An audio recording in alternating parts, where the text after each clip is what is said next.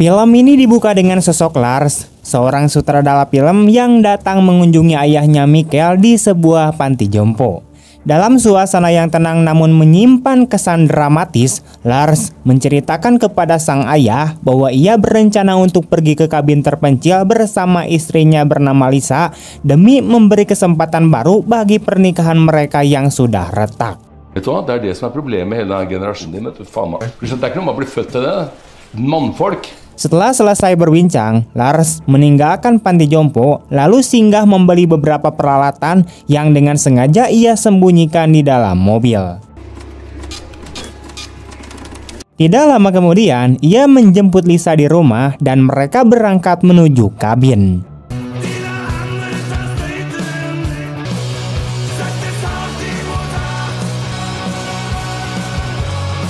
Perjalanan terasa tegang karena ketika Lisa meraih sebotol anggur, Lars dengan nada penuh penyesalan mengatakan bahwa ia tidak mampu membeli yang mahal. Lisa justru memintanya melupakan hal itu dan menekankan bahwa mereka harus fokus menikmati akhir pekan ini sebab mereka sangat membutuhkannya untuk memperbaiki hubungan.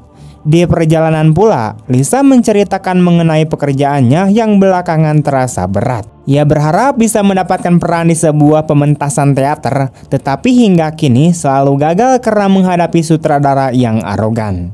Ucapnya membuat Lars tersinggung, seolah Lisa sedang menyindir dirinya. Pertengkaran pun pecah, namun Lisa segera mengalihkan pembicaraan dengan mengatakan bahwa ia berniat menghabiskan akhir pekan untuk berlatih naskah. Jag är så jävla trött på att tjafsa med dig.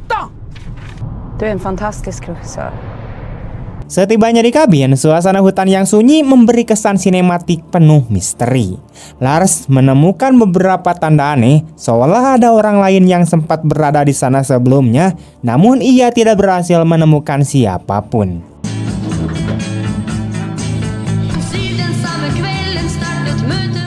Malam itu, saat makan malam di luar kabin, Lars kembali menyinggung audisi Lisa yang akan datang, bahkan menyebut nama Diego, yaitu rekan kerja Lisa dalam proyek lain. Lisa menjawab bahwa mereka memang senang bekerja bersama dan mungkin bisa menghasilkan sesuatu yang menarik.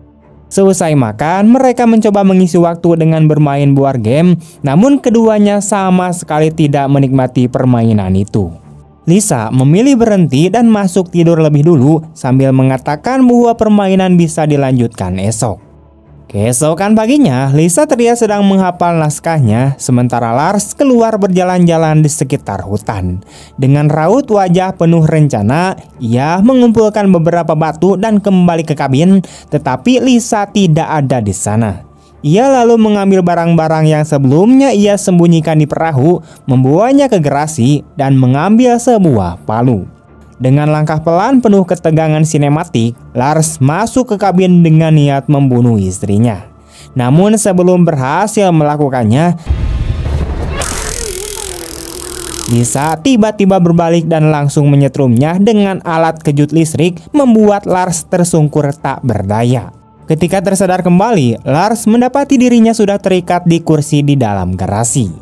Lisa kini berbalik menginterogasinya, menanyakan alasan di balik palu dan peralatan lain yang ia sembunyikan. Lars mencoba mengelak, mengalihkan pembicaraan dengan menanyakan alat kejut yang dipakai Lisa, namun Lisa mengungkapkan bahwa ia tahu rencana pembunuhan yang dirancang oleh Lars. Ia telah melihat sendiri ketika Lars mengumpulkan batu sebagai persiapan menenggelamkannya di danau. Namun Lisa merasa heran dengan adanya gergaji mesin, dan saat itulah Lars mengaku bahwa tubuh yang ditenggelamkan kadang bisa kembali muncul ke permukaan, sehingga ia berencana memotong Lisa menjadi bagian-bagian. Vad skulle du göra med sågen? Får det lik kan flyta upp så ska jag skära i bitar. Inte ens ta en stycke rått kött.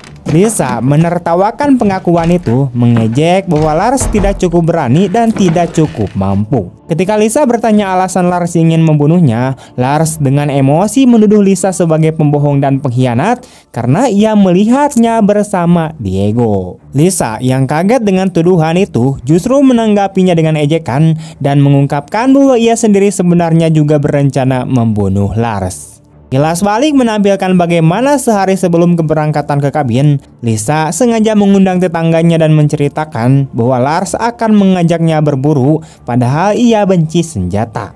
Lisa juga telah memberitahu semua orang di sekitarnya bahwa ia tidak ingin pergi agar seolah-olah Lars yang memaksanya.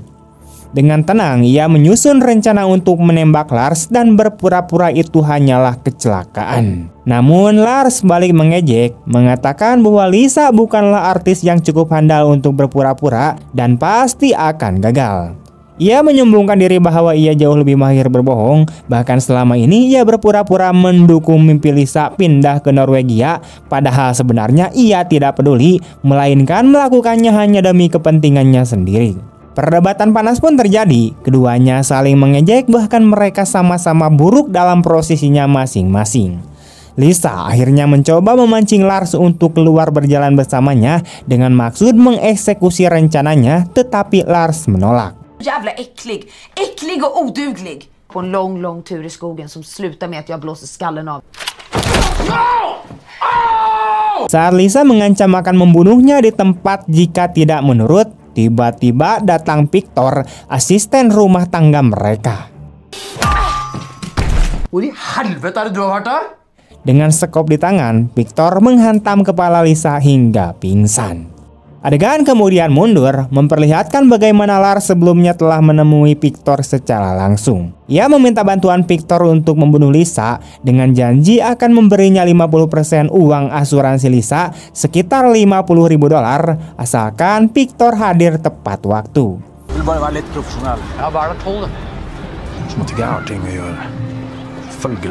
Kini situasi berbalik. Lisa yang terikat di kursi dihadapkan pada Lars dan juga Victor. Ia mengejek Lars karena melibatkan orang bodoh seperti Victor dalam rencana busuknya. Lars lalu menjelaskan bahwa ia sendiri yang akan membunuh Lisa, sementara Victor bertugas memotong tubuhnya dan menenggelamkannya. Dengan nada penuh dendam, Lars kembali bertanya alasan Lisa ingin menghabisinya. Lisa pun meluapkan perasaannya, mengatakan bahwa ia tidak pernah bahagia dengan sikap Lars yang tidak bertanggung jawab. Semua harta hilang karena Lars kecanduan judi, dan akibatnya mereka terjerat utang hingga terancam kehilangan rumah, mobil, bahkan kabin itu. Lisa mengakui bahwa memang benar ia ingin memanfaatkan uang asuransi Lars semata-mata agar bisa bebas dan menikmati hidup yang selama ini ia dambakan. Mendengar itu, Victor membocorkan rahasia Lars yang lebih besar. Ternyata Lars sebenarnya menjanjikan padanya jumlah lebih tinggi, yakni $500.000. Lisa yang sadar bahwa masalah ini tidak ada hubungannya dengan Diego, segera mencoba mempengaruhi Victor agar berpihak kepadanya. Ia mengatakan bahwa uang asuransi sebenarnya bernilai $3 juta dan ia rela berbagi dengannya. Situasi berubah menjadi tawar-menawar panas, di mana keduanya saling menjanjikan jumlah yang lebih besar.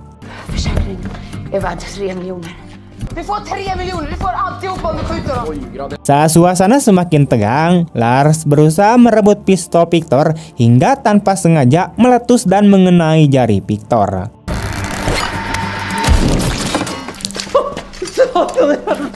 Lisa yang terjatuh ke lantai berhasil melepaskan diri, namun pertengkaran semakin kacau. Lars dan Lisa masih sempat menolong Victor, tetapi kemudian Lars menembaknya hingga almarhum.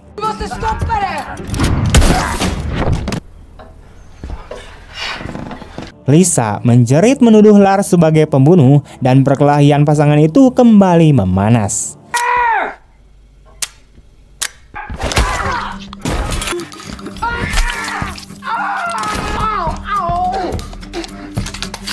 Di tengah kekacauan, tembakan Lars mengenai atap kabin. Tiba-tiba terdengar teriakan dan 3 pria jatuh bersama serpihan plafon.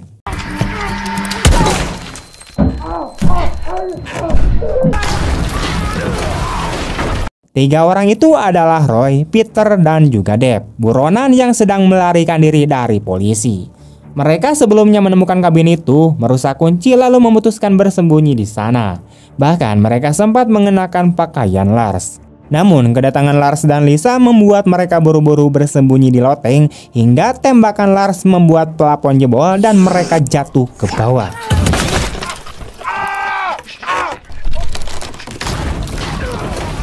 Kini situasi semakin dramatis dan penuh ketegangan sinematik karena Lars dan Lisa yang saling berniat membunuh justru dihadapkan pada ancaman baru. Peter yang tampak paling berbahaya mengambil alih keadaan. Ia mengatakan bahwa ia tahu pasangan ini sedang punya masalah rumah tangga, bahkan sempat membunuh seseorang bernama Victor, tetapi ia tidak peduli siapa pelakunya. Peter memperkenalkan dirinya sebagai narapidana kabur, lalu dengan licik menuntut uang tebusan sebagai imbalan atas kebebasan mereka.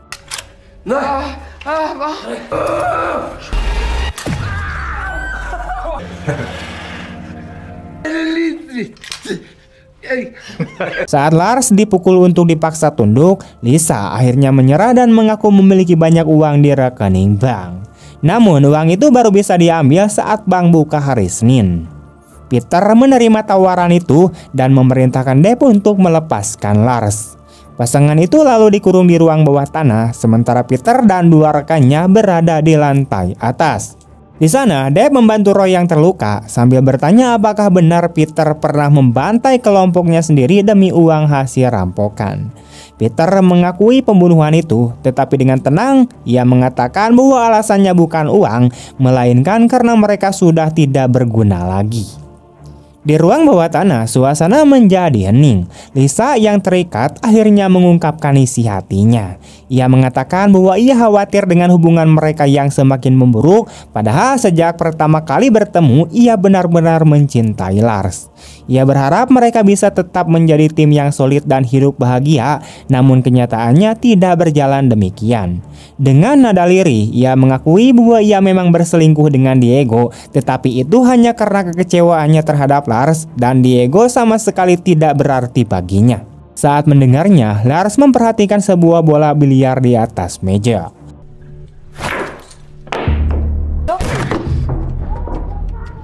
Ia lalu menyusun sebuah rencana.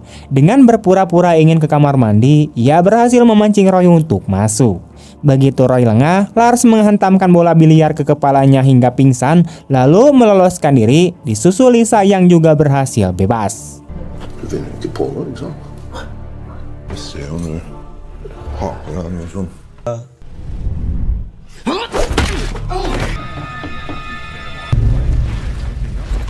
Peter dan Deb yang menyadari Roy tidak kembali segera turun memeriksa dan mendapati bahwa pasangan itu telah kabur.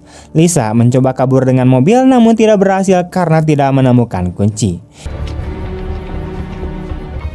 Oke, Roy, ketahuan. Ia kemudian menemukan kunci perahu, tetapi Roy muncul kembali dan merebutnya. Saat berbicara dengan Roy, Lisa sengaja mengulur waktu karena melihat Lars mengendap di belakang Roy. Namun akhirnya Roy sadar dan perkelahian sengit pun pecah.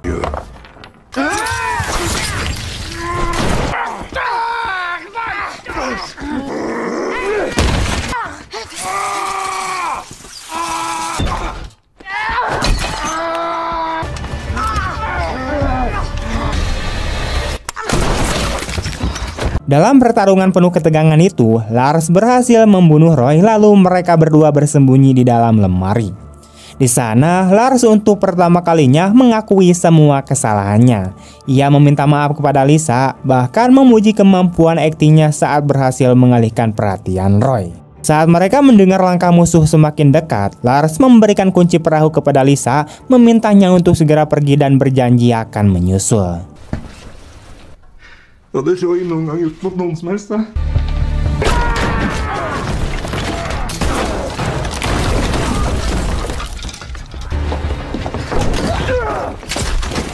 Mereka mencoba menyerang Peter dan berhasil keluar dari kabin, tetapi Peter melompat keluar jendela dan kembali mengejar dibantu oleh Deb. Deb mendorongkan pisau ke leher Lisa, sementara Peter berusaha mendorong wajah Lars ke mesin pemotong rumput.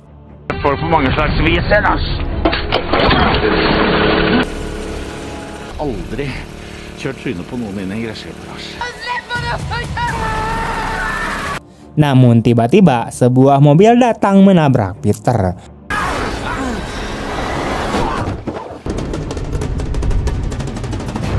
Pengemudinya adalah Michael, yaitu ayah Lars. 6 jam sebelumnya, seorang tetua dari lingkungan sekitar melihat pintu kabin terbuka. Ia lalu menelepon Michael di panti jompo untuk memberitahu. Michael awalnya mengatakan itu pasti hanya putranya bersama sang istri, namun ia mulai curiga ketika Lars tidak mengangkat telepon. Ia pun memutuskan untuk pergi sendiri. Resepsionis panti mencoba menghentikannya, tetapi Michael menghantam kepalanya dengan tongkat dan kabur setelah mencuri kunci mobil. Til å komme meg Til sengs, og så kan vi ta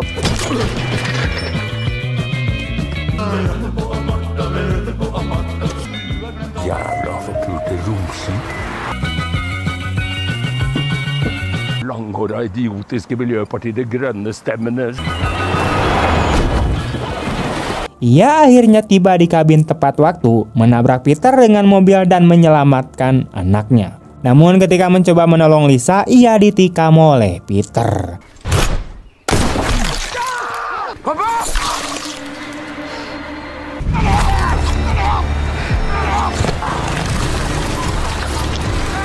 Peter menyuruh Deb untuk masuk untuk merawat lukanya, sementara ia mengejar Lisa ke arah perahu.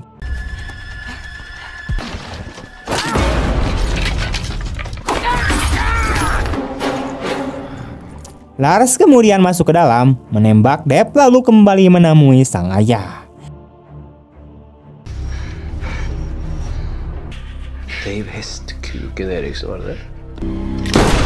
Dalam momen dramatis penuh emosi, Lars dan Michael menyaksikan matahari terbit terakhir bersama sebelum sang ayah menghembuskan napas terakhirnya. Sementara itu, Lars melihat Peter membawa Lisa ke perahu. Dengan sekuat tenaga, Lars memegang tali untuk menyusul mereka.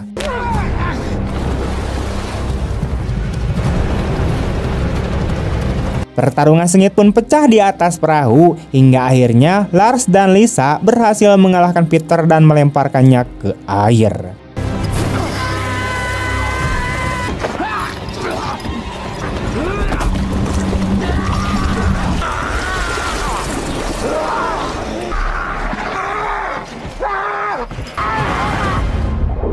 Lars sempat tersangkut tali, namun Lisa menariknya kembali.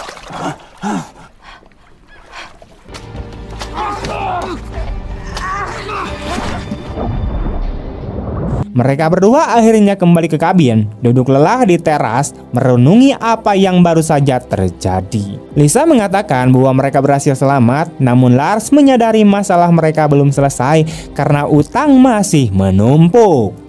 Mereka lalu menyusun rencana untuk berpura-pura sebagai pasangan polos yang menjadi korban serangan para buronan. Publik langsung mengagumi mereka, bahkan menyebut mereka pahlawan karena berhasil mengalahkan para penjahat yang selama ini dianggap buron. Ketenaran pun kemudian datang, di mana mereka diundang dalam berbagai wawancara televisi dan di hadapan publik, Lars mengumumkan bahwa ia akan membuat film berdasarkan tragedi tersebut. Film itu akhirnya sukses besar, terjual jutaan dolar dan memberi mereka kesempatan untuk terbebas dari semua masalah finansial. Dalam adegan penutup yang sinematik, mereka berdua tampak sedang merekam sebuah adegan merefleksikan momen ketika dulu mereka terkurung di ruang bawah tanah. That was exactly what happened. Tamat.